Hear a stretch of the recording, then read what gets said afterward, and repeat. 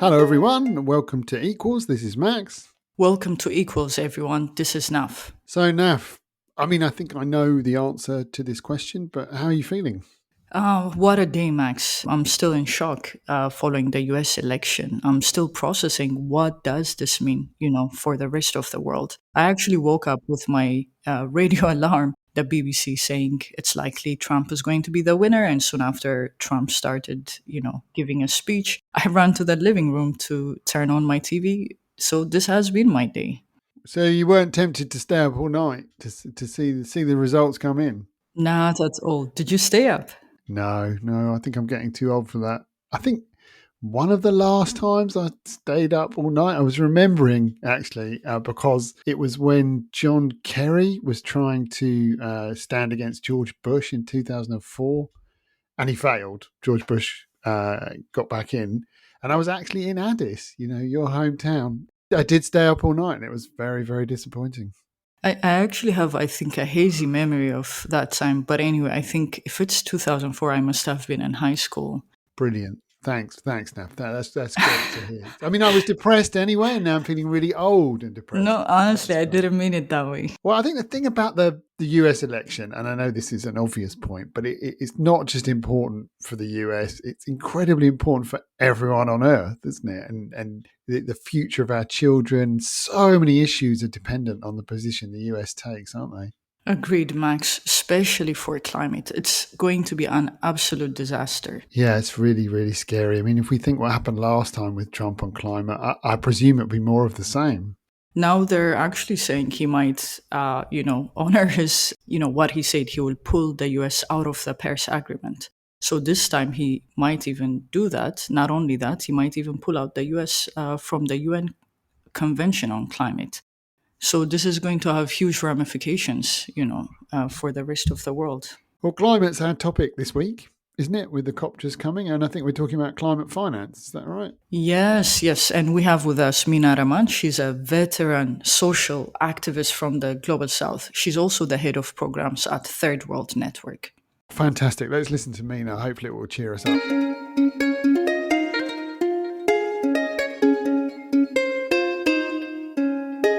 Hi, Meena. Thank you so much for making the time to talk to us. Very happy to be on the call. I didn't know Oxfam did this podcast, so very happy to be one of the speakers on your podcast. Oh, no, it's great you've agreed to join us, Meena. Thank you. We're heading into the annual Global Climate Conference, COP29. This time it's in Azerbaijan. It seems to be in a petro state every year at the moment.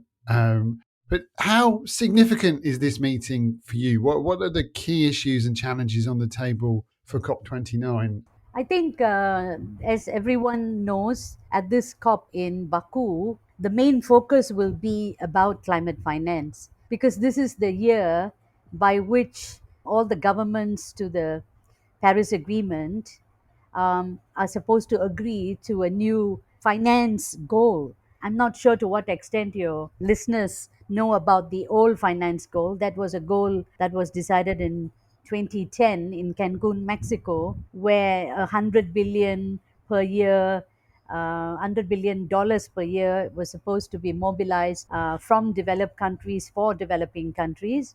And that goal was supposed to be delivered and achieved. But as the Oxfam reports have always shown, what the global north countries, the rich countries, say and what is actually delivered in real numbers are really very far apart in terms of that 100 billion.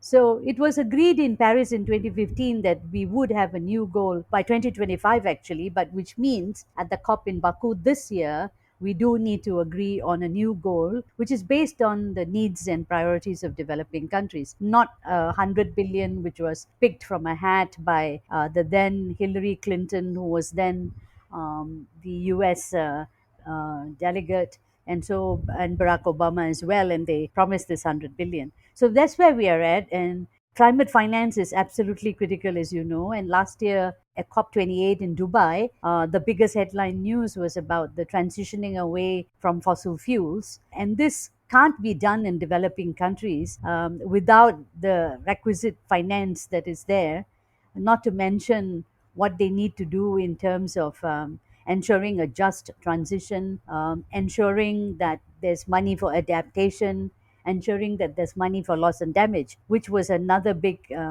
win that developing countries had last year, both in Dubai and previous to that in Sharm el Sheikh, the loss and damage fund. So it is really a finance year. Climate finance is high on the agenda, but whether indeed the world will come together on an ambitious climate finance goal remains to be seen, of course. That's a great background information, Mina. Also, a great summary. So, as you mentioned, this year is about climate finance, yeah? And what are civil society and developing countries asking for specifically, on climate finance? I think here we need to actually address the different perspectives of civil society and also the perspectives of the developing country governments. Why I say this is that civil society is actually been campaigning a lot on climate finance, and what we have been calling for is actually to look at the issue from the perspective of the carbon debt or the climate debt that the rich world owes the poor world.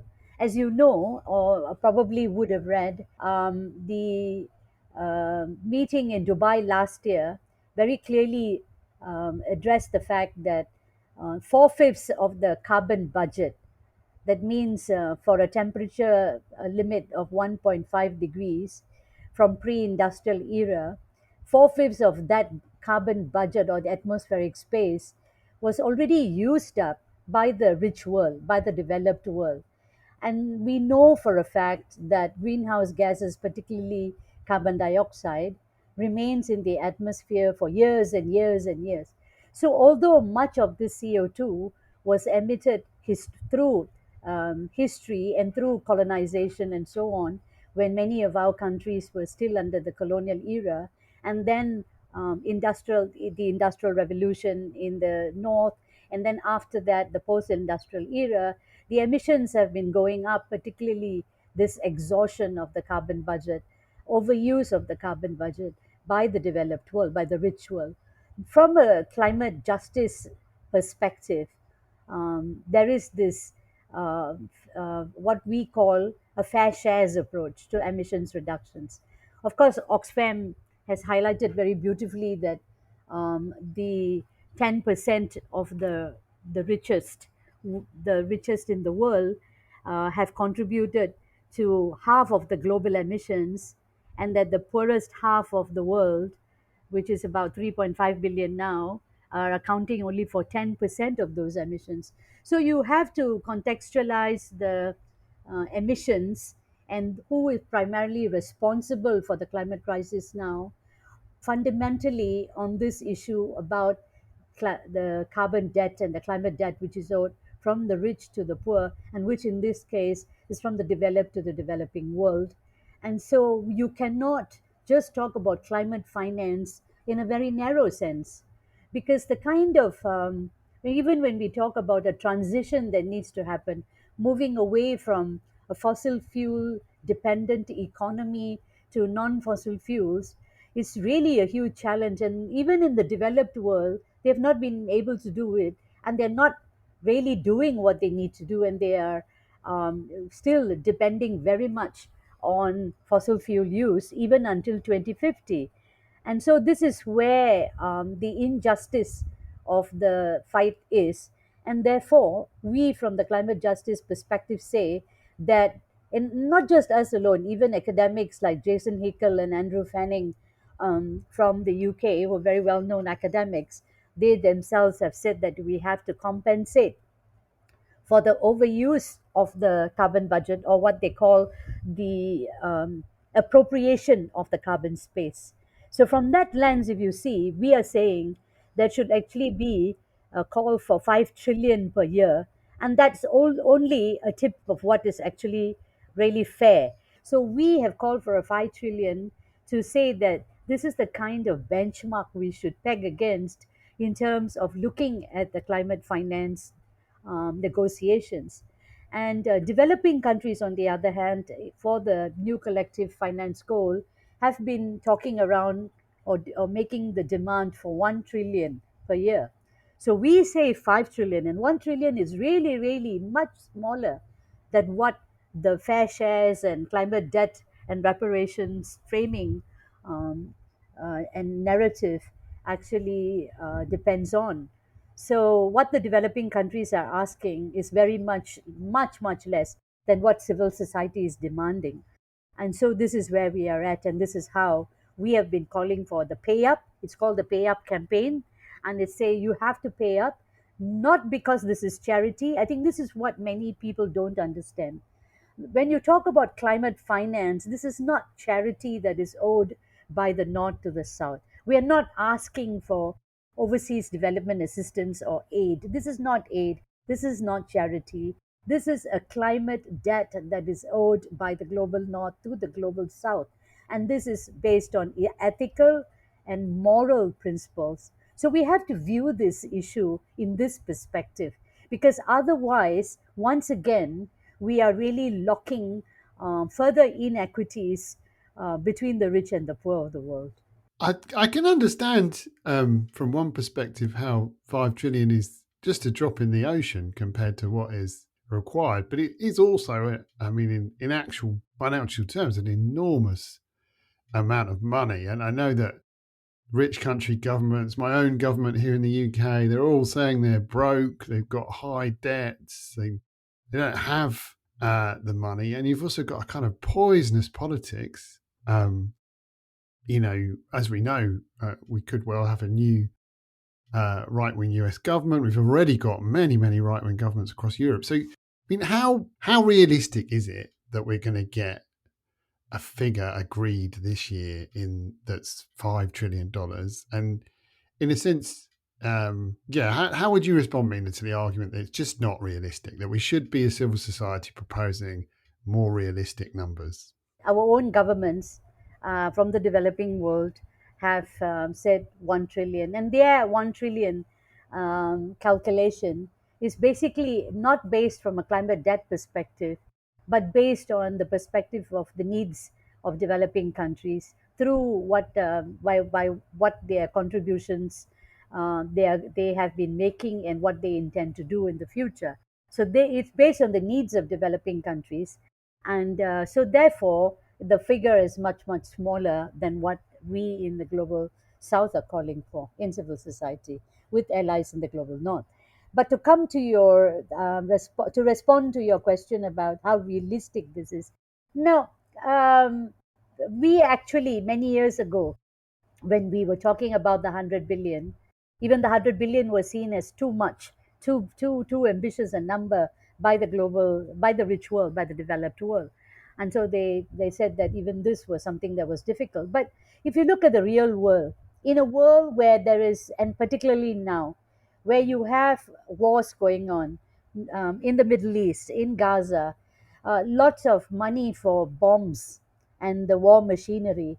It's very easy for funding a genocide, but you can't fund a climate transition, a climate justice. You can't fund to save the poor and the planet. I mean, this is absolutely immoral, and to say the least, it's disgusting. And so it's not about lack of money. What we see is a lack of political will. And as someone, a big leader of the world from the global south once said, a president once said that if the climate was a bank, it would have been bailed out by now. So the point here is that this is not about a lack of money, and in fact, the Oil Change International, an international organization, just came out with a report which said that you can easily raise 5 trillion per year. In fact, they said 5.3 trillion a year. And some of the ways in which they suggested you could do this: number one, stop the fossil fuel expansion and fossil fuel extraction in the north. Number two, um, you can tax the billionaires, the millionaires, and even the billionaires, the wealth tax. This is something that even Oxfam has been calling for. You have these billionaires who have gone filthy rich and who are really primarily responsible for much of the emissions as we see. Easily taxing them, which will not even cost a big a dent in their pockets, but it will certainly save a lot of us and save the poor, particularly, and save the planet. So there's absolutely no justification to say there's no money. You can have a financial transaction tax. There's also something called the special drawing rights of the International Monetary Fund. Just to put this in context to the listeners, a few years ago, when the world was recovering from the COVID pandemic and the economic crisis, the IMF issued what's called special drawing rights, which is a currency called the SDR. And this was actually $650 billion issued.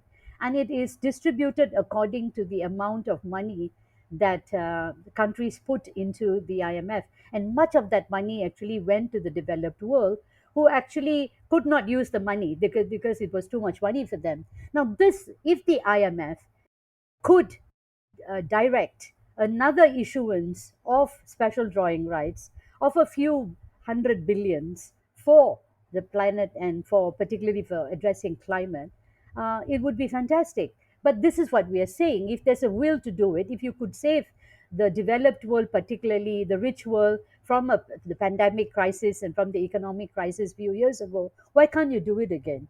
So even the fossil fuel subsidies, as we know, the trillions that develop the G7, the billions and the trillions that are for fossil fuel subsidies. It's despicable that they continue to subsidize the fossil industry. So if you really, they made a lot of proclamation last year from John Kerry to others who said that, we have to limit temperature, global warming, we have to transition away from fossil fuels. So they have to put the money where the mouth is. And there's no excuse. There are ways of doing it. The IMF is controlled primarily by the US and the rich world, the developed world. They have the strongest governance in the IMF. If they want to do it, they can do it. And furthermore, Mina, I think, as you said, it's really important to flip the script on debt, meaning who owes who, yeah? Like rich countries through colonialism, like benefited hugely, through the extraction of resources, including people, including nature, they benefited for hundreds of years. And now, they're benefiting from that distraction. Even up to now, they're benefiting from that distraction. And then they're even putting that debt on us. So who owes who? As you also talked about the carbon budget, they're the ones who burned through it, and now we're the ones who are paying the price. So I think this debt narrative is really important. It's the rich world that owes the rest of the world. Reaching a just and ambitious climate finance is going to be really important at COP29. So, who do you think are going to be the blockers to achieving such an agreement at COP29? Well, it's not difficult to see who is going to be the blockers, because in the discussions on the new goal on finance, the United States primarily has been saying that they don't have any mandatory obligations. They're calling it voluntary, and they are giving all kinds of reasons for saying that it's voluntary. But that argument doesn't have any basis, because the Paris Agreement very clearly says that developed countries shall provide the finance, and they also should take the lead in mobilizing the finance. So this is already agreed, and to come and say that developed countries don't have a responsibility in terms of obligation is really nonsense. And it's actually negotiating in very, very bad faith. So if the world's richest powerful nation, which is the world's most historically responsible emitter, is going to say that it has got no responsibility and climate is a hoax, then I do think that it's going to be really, really, really bleak. So the US is going to be a big problem.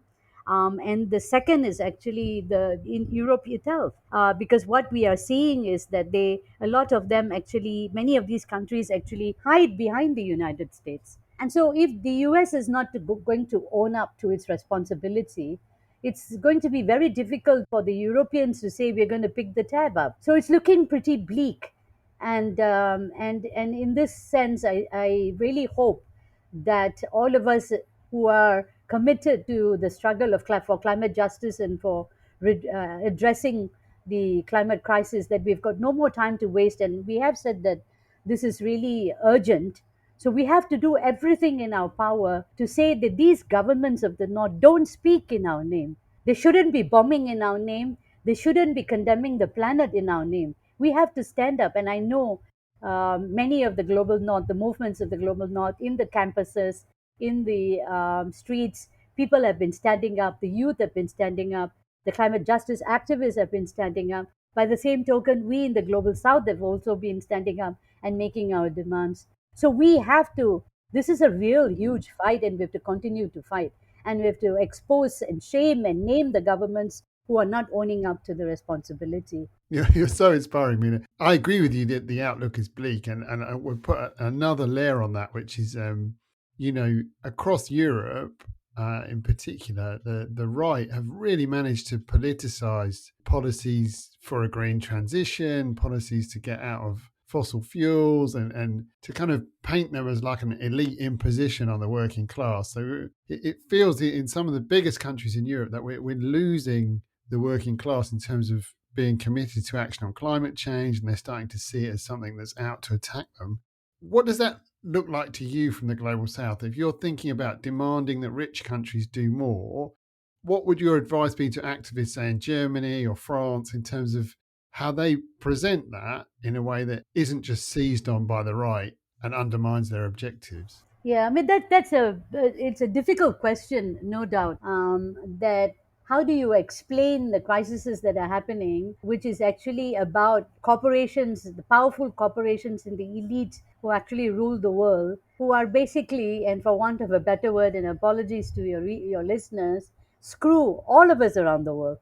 So it's not just, I mean, the struggles of the working class and the local peoples and the indigenous peoples of the north are also our struggles in the south. And in fact, we are all connected to this. And this is the thing about climate change. Our suffering is global. It's not just the global south is suffering, but the point is that the global south is suffering much, much more because of all the debt crises and the inability of the governments to actually rescue, and the poorest paying the price because they don't actually have the resources or the money to do what is needed to save the vulnerable people. So what we are actually seeing is that these crises, and it's not just the climate crisis, but it's also the economic crisis, and we also see the debt crisis. All of this is connected to what we know as the capitalist system, which actually imposes burdens on the poor. And this is a class issue.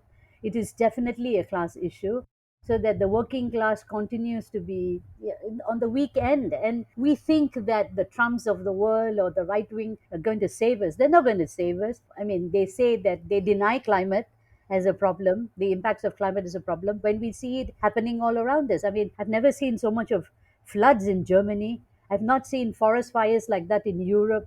So is this what is good for Europe? It's not good for Europe. It's not good for the United States. It's not good for any one of us around the world. So we have to absolutely do everything we can to work together to rein in on the climate, in on the emissions, to adapt for the just transition. Of course, the issue about the energy crisis is really fundamental. The developed world had the longest time to actually move away from fossil fuels and upscale on renewables and so on and so forth. But they dragged their feet. And today we are at a climate emergency where we have to rapidly move away from fossil fuels and escalate dependence on renewable energy and so on. It is a challenging task. But nevertheless, there's no time to prevaricate and say, okay, it's not a problem, this is somebody else's problem, because it's in our doorstep.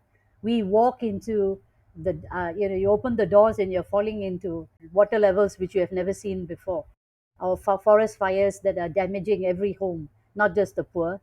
So I think that this is the realization that we have to see what are the drivers of the crisis, what are the roots of the crisis, and the drivers of the crisis are really fundamentally the kind of system that we operate in, which is actually not benefiting the poor, but rather it's the rich corporations and the elite who are making most of the money. And so you have to put this into the perspective of inequality and inequity, what Oxfam has been campaigning on. So I truly applaud you for putting that perspective, so that you have to see this as a crisis of the rich versus the poor, the 1% against the 99%. Well put, Mina. What you're saying is, we need justice. We need a climate agreement that is just, that is equitable, and especially this year on climate finance, we need an agreement that is ambitious, because we always say without climate finance, especially for the global south, there cannot be, a climate action. So what can the public and civil society do this year, to pressure governments in rich countries to deliver on this? I do think that a much more effort has to be put in terms of real mobilizing on the ground, knocking on the doors, and we have to actually embark on naming and shaming, and we do need to show that where the money can come from. I think this is one aspect that we can make more visible, like I said, and so I do think that this is possible. But the issue really is that will the governments listen? And I think that we have done this before. Like if you remember on the loss and damage fund 2 years ago, when the United States was very adamant to even have loss and damage recognized as an important financial need for a fund, they refused to even acknowledge that. But through the mobilization of civil society, both global north and global south, and the mobilization of our friends, particularly in the US, a lot of mobilizing, which actually led to the delivery of the loss and damage fund. And of course, the fund was created, but now we need more resources in it. The point is that we can do this. We have to fight it. We have absolutely no choice. This is a struggle, like all struggles, right from the fight that my forefathers and my foremothers had in terms of delivering on our independence, like all the wonderful struggles against slavery, civil rights, so on and so forth. So there are many, many struggles of the past that, difficult as they may be, we have done it and we have to do it. And I think all of us, not just those of you who live in the north, but even those of us in the global south. So this is a struggle together, and we have to keep doing it until the governments listen. We must keep fighting, and that was super helpful and will really help inspire people, Meena, so we really appreciate it. Thank you so much, Mina. Very inspiring. Most welcome.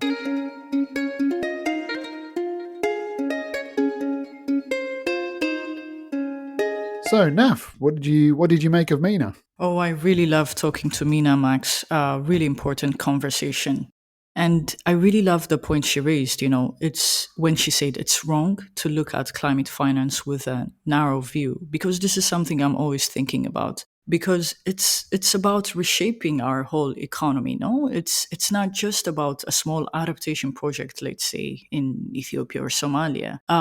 We're talking about decarbonizing our global economy. We're talking about producing and consuming in a different way. We need to grow our food, build our houses, build, all these important infrastructures, schools, hospitals in a more sustainable way. So it really makes you realize how important it is to think of climate finance in a broader way. And how, when you do that, 5 trillion doesn't seem like a lot of money, does it? Very true, Max. Yeah. I mean, the other thing that really struck me, and I think this is a powerful point in so many parts of our work, is Meena was saying it's our role as civil society to demand what's needed, what's owed, in this case, by the global north to the global south, what's required, rather than what's possible or what's deemed realistic. Or, that's not the role of civil society. And it reminds me of a moment right at the beginning of my time at Oxfam, when I was privy to a conversation between two of my bosses in advocacy and campaigns. And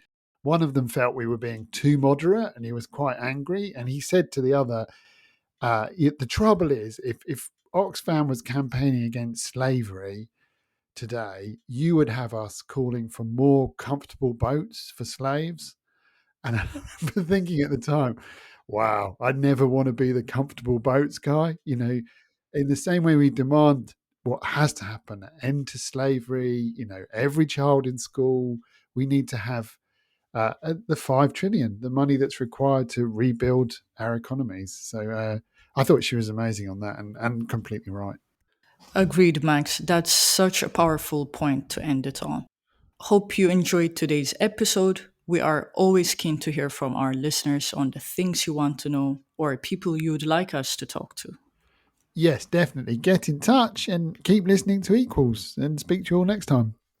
Thank you, everyone. Until next time.